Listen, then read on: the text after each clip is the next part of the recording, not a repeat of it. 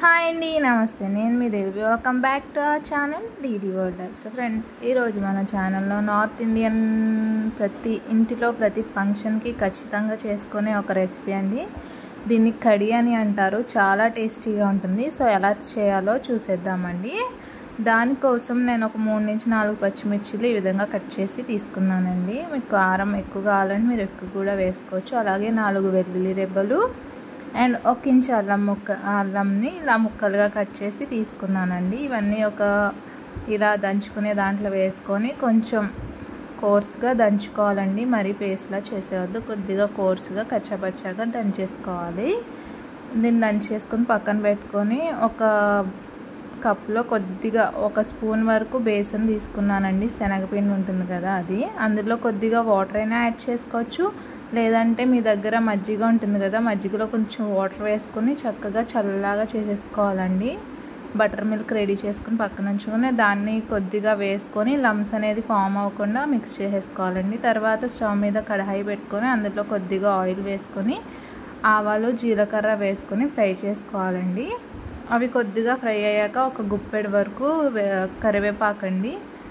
కరివేపాకు కూడా వేసుకొని క్రిస్పీగా అయ్యేంత వరకు ఫ్రై చేసేసుకోవాలి. తర్వాత మనం దంచి పక్కన పెట్టుకున్నాం కదండి అల్లం వెల్లుల్లి పచ్చిమిర్చి, ఆ పేస్ట్ని కూడా వేసుకొని ఫ్రై చేసుకోవాలండి. ఇది పచ్చివాసన పోయేంత వరకు ఫ్రై చేసుకోవాలి. తర్వాత మనం కలిపి ఉంచుకున్నాం కదండి శనగపిండి మిక్చర్, దాన్ని మొత్తాన్ని మజ్జిగలోకి యాడ్ చేసేసుకోవాలండి. ఈ విధంగా మజ్జిగలోకి యాడ్ చేసుకుని పక్కన పెట్టుకోవాలి. తర్వాత దీంట్లోనే సరిపడా ఉప్పు, మనం ఫ్రై చేసుకున్నాం కదండి పేస్ట్ని, దాంట్లో సరిపడా ఉప్పు, ఒక 1/2 టీ స్పూన్ వరకు పసుపు వేసుకొని మరొకసారి ఫ్రై చేసుకొని మనం శనగపిండి కలిపి ఉంచుకున్న మజ్జిగ బ్యాటర్ని మొత్తం దీంట్లో వేసేసుకోవాలండి. బటర్ మిల్క్ మొత్తాన్ని దీంట్లో యాడ్ చేసుకొని ఒకసారి బాగా మిక్స్ చేసుకోవాలండి.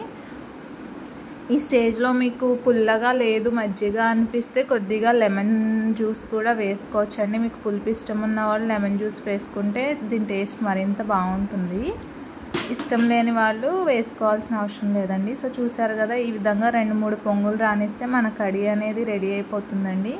ఇది రోటీలోకి తీసుకున్న, రైస్లోకి తీసుకున్న చాలా బాగుంటుంది. ఎప్పుడైనా మీ దగ్గర మజ్జిగ అనేది మిగిలిపోతే లేదా పెరుగు మిగిలిపోతే ఈ విధంగా ఒకసారి ట్రై చేయండి. సో నేను పైనుంచి కొద్దిగా కొత్తిమీర కూడా యాడ్ చేసుకుని ఈ విధంగా పొంగొచ్చాక తీసి సర్వ్ చేసుకుంటానండి. చాలా బాగుంటుంది. ఎప్పుడైనా మజ్జిగ ఉంటే ఇలా ఒకసారి ట్రై చేయండి. అండ్ మీకు ఎలా వచ్చిందో నాకు కామెంట్ చేయండి. అండ్ మన ఛానల్ని లైక్, షేర్, సబ్స్క్రైబ్ చేసుకోవడం మర్చిపోకండి. అంతేనండి, మన వేడి వేడి కడి అయితే రెడీ అయిపోయింది. చాలా అంటే చాలా బాగుంటుంది. రోటీతో మాత్రం అస్సలు చెప్పలేం, చాలా అద్భుతంగా ఉంటుంది. మీరు దీన్ని నార్మల్గా లైక్ బటర్ మిల్క్లా కూడా తాగొచ్చండి. సో బాయ్ అండి, మరొక వీడియోతో మళ్ళీ కలుద్దాం.